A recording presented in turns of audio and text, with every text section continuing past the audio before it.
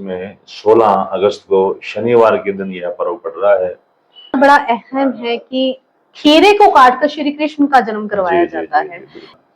तो कहते हैं उस समय में नंद बाबा ने खीरा और दूध लगा करके जो है भगवान श्री कृष्ण को भोग लगाया था।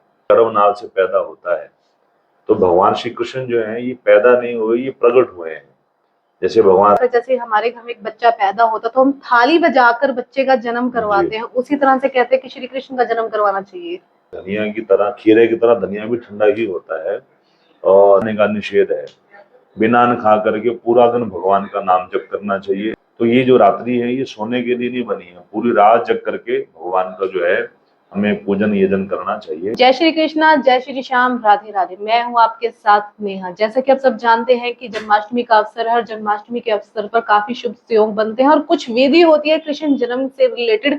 तो आज वही विधि हम जानने वाले हैं कि क्या कुछ विशेष रहने वाला है, क्या शुभ मुहूर्त रहने वाला है, किस तरह से जन्माष्टमी का महोत्सव मनाए। तो इसी से लेकर आज जुड़ चुके हैं फिर से हमारे साथ सिरसा के प्रसिद्ध पंडित नीरज भारद्वाज जी, जिनसे जानेंगे कि जन्माष्टमी पर इस बार क्या विशेष रहने वाला है और किस तरह से जन्माष्टमी का महोत्सव मनाना चाहिए। तो सबसे पहले नीरज जी का मैं स्वागत करूंगी अपने चैनल पर। तो नीरज जी हमें बताइए कि जन्माष्टमी का महोत्सव है और जन्माष्टमी के महोत्सव पर इस बार क्या कुछ खास रहने वाला है, क्या शुभ मुहूर्त रहने वाला है। जी आपको बहुत बहुत राधे राधे, बहुत बहुत जन्माष्टमी की बधाइयाँ पूरे सिरसा शहर को और मेरे सारे देशवासियों को, और भगवान के प्यारे जितने भी सनातनी जहाँ भी बसते हैं उन सबको भगवान श्री कृष्ण के जन्माष्टमी पर्व पर बहुत बहुत हार्दिक शुभकामनाएं। इस साल 2025 में 16 अगस्त को शनिवार के दिन यह पर्व पड़ रहा है। जब भी अष्टमी तिथि पर रोहिणी नक्षत्र पड़ता है उस दिन रात्रि को भगवान श्री कृष्ण का जन्मदिन माना जाता है। तो इसी 16 अगस्त को यह पर्व बड़े धूमधाम से पूरे संसार में मनाया जा रहा है।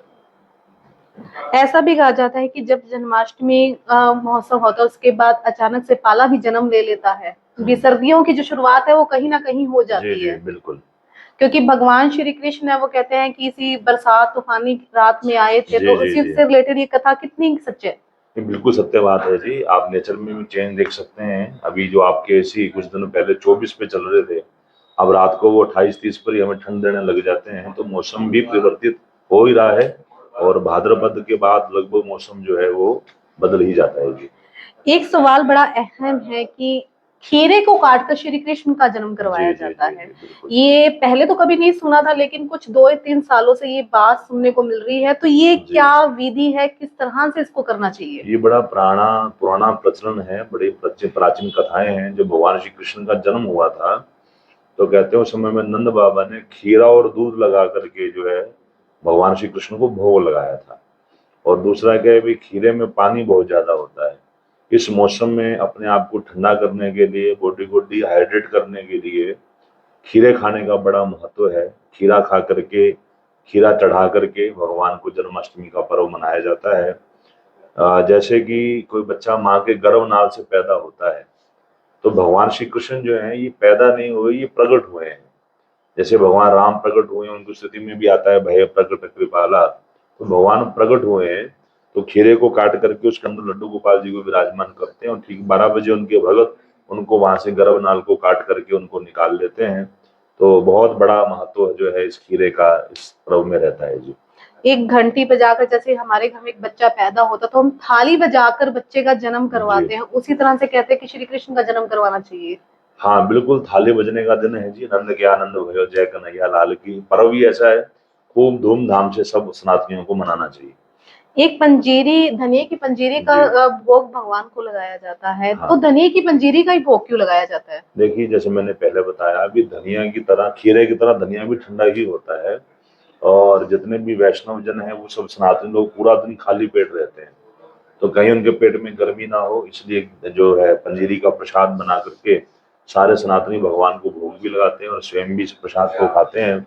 और जो धनिया है ये फलाहार में आता है, इसलिए जो लोग इस दिन अन्न का निषेध रहता है, अन्न नहीं खाना चाहिए, तो धनिया चढ़ा करके भगवान के ऊपर धनिया का भोग लगा करके सब लोग प्रसाद को पाते हैं। इस जन्माष्टमी महोत्सव पर कुछ लोग पूरा दिन का व्रत रखते हैं, तो व्रत विधि क्या रहती है?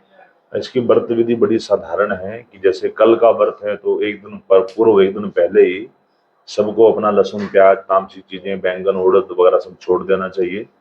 और अगले दिन सूर्य ब्रह्म मुहूर्त से पहले जगना चाहिए। जल्दी जग करके दंत धावन करना चाहिए, दांतों को साफ करना चाहिए। स्नान इत्यादि करने के पश्चात पूरा दिन जो है अन्न नहीं खाना चाहिए। और अगर ना किसी से रहा जाए तो वो प्राकृतिक चीजें ले सकता है, फल फ्रूट ले सकता है, मेवा ले सकता है, परंतु अन्न खाने का निषेध है। बिना अन्न खा करके पूरा दिन भगवान का नाम जप करना चाहिए। इसके पश्चात रात रात को जागरण करना चाहिए। ऐसा अक्सर क्या होता है, लोग 12 बजे भगवान का जन्मदिन मनाया, भगवान को प्रकट किया, भगवान का स्नान कराया और सब करने के बाद प्रसाद पाकर लोग सो जाते हैं। तो ये जो रात्रि है ये सोने के लिए नहीं बनी है। पूरी रात जग करके भगवान का जो है हमें पूजन यजन करना चाहिए, इससे बहुत पुण्य मिलता है। आजकल देखा जाता है कि हर घर में बाल रूप में लड्डू गोपाल ला कर जी रखे हुए हैं, तो उन लड्डू गोपाल की जो जन्माष्टमी के दिन से किस तरह से पूजा करनी चाहिए? देखिए, जैसे भगवान प्रकट होते हैं 12 बजे उनको प्रकट करा करके गाय के दूध से ही उनको स्नान कराना चाहिए। गाय का दूध, गाय की दही और गाय का ही घी, इन सब चीजों को पंचामृत बना करके इन सब से भगवान को स्नान कराना चाहिए।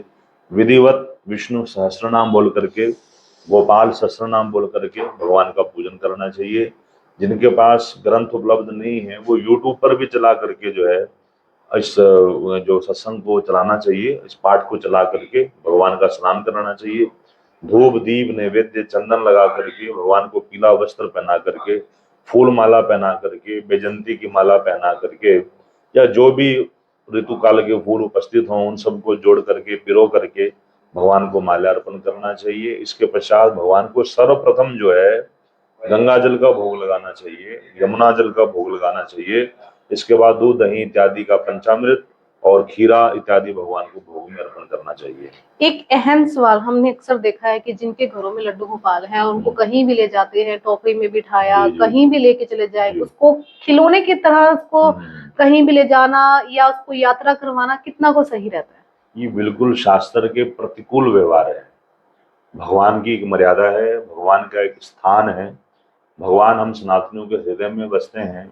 आजकल देखा देख लोग जो हैं कभी भगवान को बाजार में लेके जा रहे हैं, होटल तक में लेके जा रहे हैं, और जिन होटलों पर जूठा भोजन टेबल पर परोसा जाता है, जहाँ पर जूठनगिरी रहती है, विवाह शादियों में पार्टियों में लोग लेके जाते हैं और जूठे टेबल के ऊपर भगवान को विराजमान कर लेते हैं। वो ये सोचते हैं कि उनको पुण्य मिल रहा है, जबकि उनको बहुत भारी पाप इसमें लग रहा है। तो मेरा विशेष आग्रह है सभी सनातनियों से कि जिनके घर में भी ठाकुर जी हैं वो ठाकुर जी को अपने घर के मंदिर में ही विराजमान रखें, वहीं धूप दीप नैवेद्य उनको चढ़ाएं। ठाकुर जी को टोकरी में रख करके कोई गाड़ी में, उसी गाड़ी में कुत्ता बैठा है उसी गाड़ी में ठाकुर जी बैठे हैं, उसी होटल में जूठन पड़ी है उसी टेबल पर ठाकुर जी बैठे हैं। बिना नहाए धोए हम लोग ठाकुर जी को हाथ में लेकर के टोकरी में बाजार में जा रहे हैं। इससे धर्म का ह्रास होता है, भावनाएं ह्रास होती हैं। इसलिए ऐसा सब व्यवहार करने से सनातनियों को बचना चाहिए, भगवान को अपने मंदिर में विराजमान करना चाहिए। कुछ पंडित विद्वान लोग ये कहते हैं कि भगवान को भी कभी कभी बाहर घुमाने लेके जाना चाहिए ताकि जी उनका भी मनोरंजन हो, तो ये कितना वो सही रहता है? नहीं, ऐसा नहीं है। जो बड़े प्रतिष्ठित देव मंदिर हैं जैसे जगन्नाथपुरी है, महाकाल है, बांके बिहारी लाल है, ये जो प्रतिष्ठित मंदिर हैं इनकी मूर्तियों को तो वही विराजमान रखते हैं। सांकेतिक रूप में एक छोटी मूर्ति मंदिर से बाहर लेके जाते हैं और बड़ी मर्यादा के साथ ढोल नगाड़े बजाते हुए भगवान का कीर्तन करते हुए रसिकजन आगे आगे चलते हैं, भगवान का रथ पीछे पीछे चलता है। उसकी तो मर्यादा है, शास्त्रों में आज्ञा है, विधि है, और उस विधि का वो लोग बड़े अच्छे ढंग से पालन करते हैं। इसलिए उस विधि को देख करके ये विधि अपना लेना कि ठाकुर जी को टोकरी में डाल के चल रहे हैं, ठाकुर जी को कपड़े में लेकर के चल रहे हैं, ये मर्यादाएं शास्त्रों से विहित है, शास्त्रों के प्रतिकूल हैं, इनसे जीवों को बचना चाहिए। जन्माष्टमी पे किस तरह के मंत्र उच्चारण करने चाहिए, किस तरह के भजन करने चाहिए? देखिए, जन्माष्टमी पे सबसे जो सर्व प्रचलित जो भजन है या जो पाठ है, श्री कृष्ण गोविंद हरे मुरारी, हे नाथ नारायण वासुदेव, ये सर्व विदित मंत्र है, सबसे आसान मंत्र है। इसका अखंड कीर्तन अपने घर में करना चाहिए। अन्यथा महामंत्र है हरे राम राम राम हरे हरे, हरे कृष्ण कृष्ण कृष्ण हरे हरे, इस मंत्र का जप करना चाहिए। कुछ भी नहीं आता हो तो राधा राधा बोल करके भी कीर्तन करके पूरी रात जाग करके भजन करना चाहिए। एक अहम सवाल कि जिन महिलाओं के बच्चा नहीं होता, क्योंकि जी बाल गोपाल को एक बच्चे की तरह लिया जाता है, और जी इस दिन जिन महिलाओं के बच्चा नहीं है, स्थान प्राप्ति के लिए वो क्या कर सकती हैं? हाँ, देखिए, आपने जो शुरू में पूछा था कि जो खीरा है वो असल में उत्पत्ति के लिए ही है। तो जिन माताओं को संतान नहीं हो रही है, वो मंदिर में जहाँ पर भी ठाकुर जी को मतलब जिन प्रकट किया है या घर में कहीं प्रकट किया है, उस खीरे का टुकड़ा जो है उसी रात को 12 बजे खा लेना चाहिए, और उसको बीज छिलके सहित खाना चाहिए, चबा चबा कर खा लेना चाहिए, और ऊपर से गंगा जल पान करना चाहिए। तो भगवान की कृपा से निश्चित ही उनको संतान की प्राप्ति होती है। लक्ष्मी प्राप्ति के लिए क्या करना चाहिए, क्योंकि बहुत बड़ा जी अवसर होता है जी जी जी, जन्माष्टमी का महोत्सव।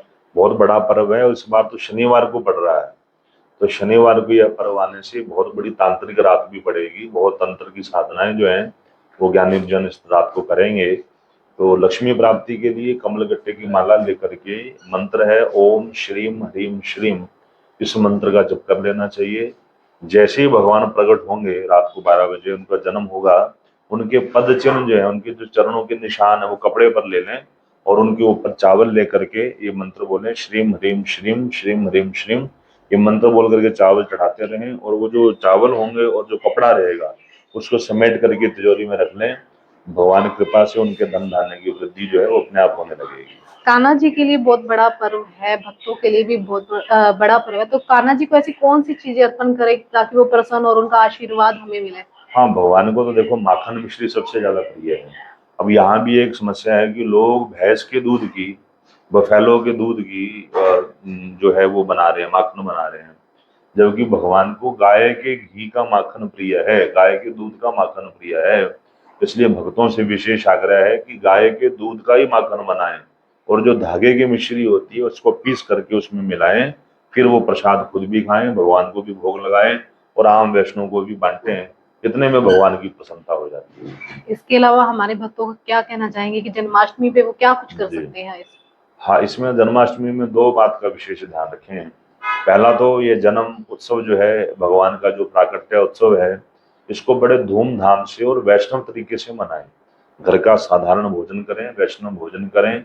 इस दिन व्रती आपको रहना है, व्रत करके रहना है, और रात को जागरण करना है। अगर ये 3 काम को कर लेता है तो निश्चय उसको जन्माष्टमी के पर्व का बहुत पुण्य मिल जाता है। एक अहम सवाल मेरे दिमाग में फिर आ रहा है कि लोग, हमने देखा है कि मंदिरों में भी देखा है कि केक काटते हैं भगवान का, हाँ जी, तो ये केक काटना ज्यादा उचित है या घर का बनाया भोग? देखिए केक काटने की परंपरा तो है ही नहीं। हमारे किसी भी धर्म ग्रंथ, किसी पुराण को पढ़े हैं, वहां पर ऐसी कोई मर्यादा है ही नहीं कि भगवान को चढ़ाया जाए। सब 56 भोग भगवान श्री कृष्ण को लगते हैं, और 56 भोगों में कहीं भी केक का आयोजन नहीं है, इसलिए केक नहीं चढ़ाना चाहिए। घर का सात्विक बना भोजन, हुआ, हाँ वो ज्यादा अच्छा है। घर के अगर बने हुए भोग की बात करें तो जैसे पंजीरी तो आई गई है, इसके अलावा क्या हम उन्हें भोग लगा सकते देखिए हैं? पंजीरी है, पंचामृत है, माखन मिश्री है, या कोई भी खोए की मिठाई है, या घर का बना हुआ मेवा है, घर का बना हुआ शुद्ध कोई भी पकवान है जिसमें अन्न नहीं है, फलाहार है, उसका भोग लग सकता है। तो ये थे हमारे साथ सिरसा के प्रसिद्ध पंडित नीरज भारद्वाज जी, जिन्होंने हमें बताया कि जन्माष्टमी में हमें किस तरह से भगवान कृष्ण की पूजा करना है, किस तरह के भोग लगाने हैं। मुझे उम्मीद है कि आप इनकी बातों को फॉलो करेंगे, और अगर आपने कोई और भी जानकारी लेनी है तो इनका जो कॉन्टेक्ट नंबर है हम आपको दे देंगे, आप इनसे पूछ सकते हैं पर्सनली भी जन्माष्टमी पर क्या विशेष करना चाहिए। इसी के साथ हमारे चैनल को लाइक, शेयर एंड सब्सक्राइब जरूर करिएगा। बहुत बहुत धन्यवाद। राधे राधे।